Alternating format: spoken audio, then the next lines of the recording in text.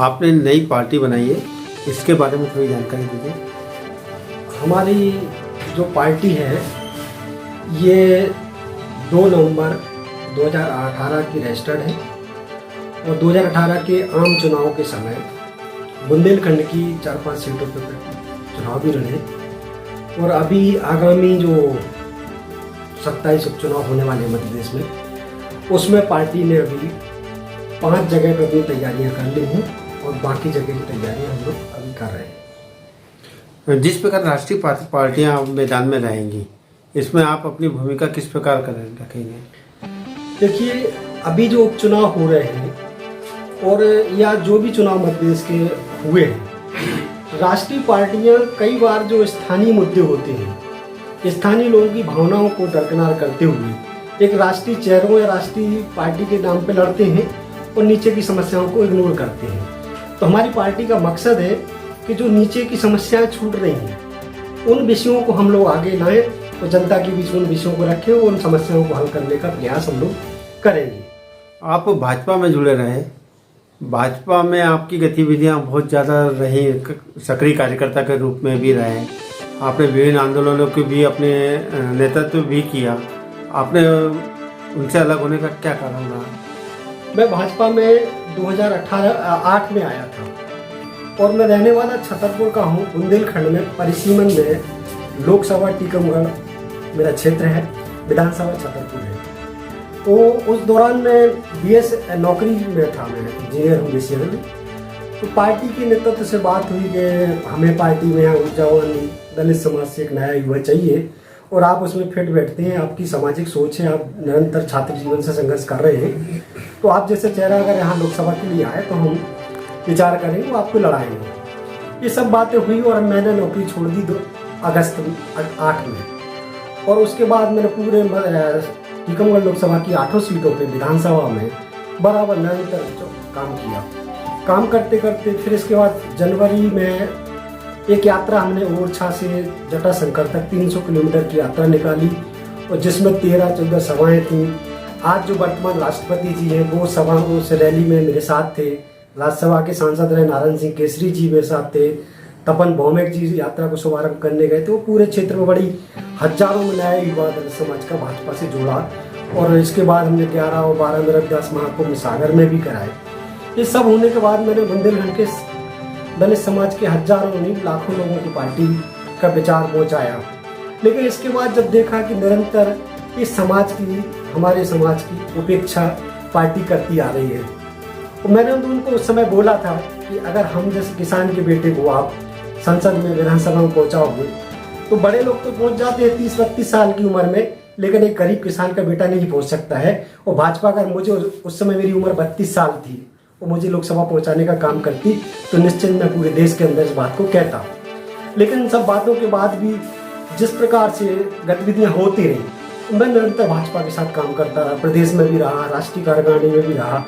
लेकिन पिछले 2018 में जो एट्रोसिटी का मामला आया और आरक्षण को जिस प्रकार से निजीकरण और अन्य विषयों से लेकर जो दलितों की उपेक्षा हो रही और उनके संविधान अधिकारों का हनन हो रहा है, ये सब बातें देख के मैंने दिन तय करा कि अब आगे से मैं भाजपा के साथ काम नहीं कर सकता हूँ। अब मुझे, चूंकि मैं बाबा साहब की आइडियोलॉजी को मानने वाला हूँ, उनके विचारों को आगे बढ़ाने का काम करता आया, भारतीय जनता पार्टी में भी मैंने बाबा साहब के जो विचार हैं, जो उनका समता का, न्याय का, बंधुत्व का विचार था, उसको मैंने निरंतर पार्टी प्लेटफॉर्म पर रखा, लेकिन पार्टी ने कहीं भी उस बात पर गंभीरता से विचार नहीं किया। तो फिर मैंने कहा कि मेरे पास ऑप्शन क्या है कि जो इन दबे कुचले समाज के जो SC ST OBC के लोग हैं, इनको प्लेटफॉर्म नहीं मिल रहा, खास तौर से जो समाज में सक्रिय हैं उनको प्लेटफॉर्म नहीं मिल रहा है। जैसे मुझे भी 20 साल राजनीतिक जीवन में मुझे नहीं मिला, तो हमने फिर जब बात हुई और विचार जाना, तो जो आरक्षित समाज पार्टी है, ये कहीं ना कहीं वो अम्बेडकर की जो विचारधारा है उस विचारधारा पर खड़ी है। उस अम्बेडकर जी और कांसीराम जी के मिशन को आगे बढ़ाने का काम करेंगे।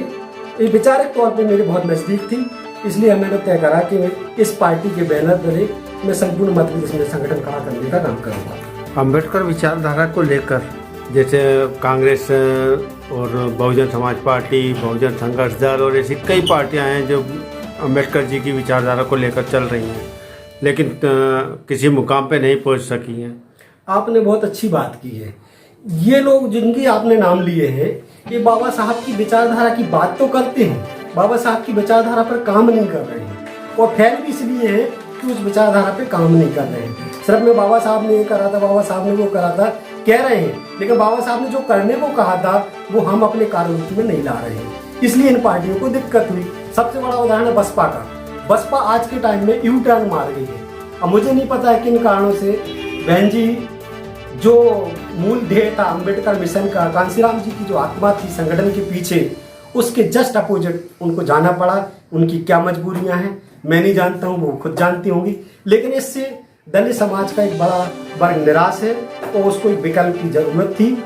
और हमारे साथ लाखों लोग जुड़ने को तैयार हैं। जिस में हम जा रहे हैं मध्य प्रदेश में, उस क्षेत्र में जो अन्य दलों से प्रताड़ित है, योग्य है, 20 साल से मेहनत कर रहे हैं, लेकिन पार्टी ने उनको पैसा ना होने के कारण, सिफारिश नहीं होने के कारण उनको मौका ही नहीं दे रही। तो हमने उन ऐसे कर्मठ लोगों को इकट्ठा करने का अभियान जारी रखा, तो हम इसमें सफलता मिल गई। उपचुनाव में 27 विधानसभा चुनाव होने वाले हैं, इसको लेकर आपकी क्या तैयारियां हैं? अभी जैसा हमने आपको पूर्व में बताया था कि हम 5 सीटों पे हमारी पूरी तैयारी हो गई है। उन 5 सीटों में 2 सीटें आपकी अम्बा और सांची, ये हम 2 जीतने की तैयारी में और जीतेंगे। बाकी 27 में और जो शेष सीटें हैं उनका हमारा काम चल रहा है। जैसी जैसी तैयारियाँ होती जाएंगी हम आपको बताते हैं। अच्छा, मध्य प्रदेश में आप आगामी रणनीति क्या है? आपकी पार्टी किस दिशा में काम करेगी, किस उद्देश्य को लेकर कार्य करेगी? हमारी पार्टी का, जैसे आप हमारे बैनर पे ही देख रहे होंगे, हमारी पार्टी की टैगलाइन है धर्म की न जात की, बात है विकास की। तो आगामी जो 23 का चुनाव होगा, उस 23 के चुनाव के लिए हमारी पार्टी ने 4-5 प्रकल्पों पे काम करने का निर्णय लिया। सबसे पहले जैसे फ्री शिक्षा, आज का ये परिणाम देख रहे होंगे आप लोग कि जिसके पास पैसा है उसके बच्चे अच्छे स्कूलों में पढ़ रहे हैं, जिसके पास पैसा नहीं है वो प्राइवेट में छोटे स्कूलों में पढ़ रहे हैं या सरकारी में पढ़ रहे हैं। और सरकारी स्कूलों की हालत आप सबको पता ही है। तो हम इसमें काम करने वाले हैं कि शिक्षा ऑल टू KG 1 से लेके पूरी शिक्षा, और सभी के लिए फ्री, कुछ में जाति नहीं, कुछ धर्म नहीं, और सभी के लिए फ्री है। तो एक हम इसमें बड़ा काम अभियान बनाने के प्रयास में है। दूसरा जो प्रमुख है, जिसके कारण आदमी की दिक्कतें होती हैं, घर गृहस्थी दिखती है, परिवार टूटते हैं, वो है स्वास्थ्य। आप स्वास्थ्य की देखेंगे VIP को तो ट्रीटमेंट मिल जाता है, लेकिन ये काम महिला होगी तो उसको डिलीवरी के लिए भी वाहन नहीं मिलता है, कहीं अस्पताल नहीं जाते, रास्ते में डिलीवरियाँ होती है। तो शिक्षा प्राइवेट में हो या गवर्नमेंट में, सुविधाएं फ्री करने का हम लोग काम करने वाले हैं। तीसरा विषय, अभी जैसे निजीकरण हो गया है, तो सरकारी रोजगार जो नौकरियां थी, एक तो बहुत दिनों से भर्तियां हुई नहीं है, तो सरकारी पद जितने खाली हैं उनको भरने का काम करेंगे। और निजीकरण में जो जॉब है, उन जॉबों में भी लोगों को भेजने का काम करेंगे। तो जो इन दोनों से छूट जाता है उनके लिए स्वरोजगार। तो हमने एक रोजगार गारंटी का कार्य योजना बनाई है कि हर प्रत्येक परिवार के एक सदस्य को रोजगार देने की गारंटी हमारी पार्टी सरकार में आने पर देगी। इसके अलावा आप प्रदेश की जनता को क्या कहेंगे? हमारी प्रदेश की जनता से एक ही आग्रह है कि आप पार्टी मत चुनिए, आप प्रत्याशी चुनिए, आप व्यक्ति चुनिए। जिस दिन आप अच्छा व्यक्ति चुनने लगेंगे उस दिन आपको सही प्रशासन मिलने लगेगा।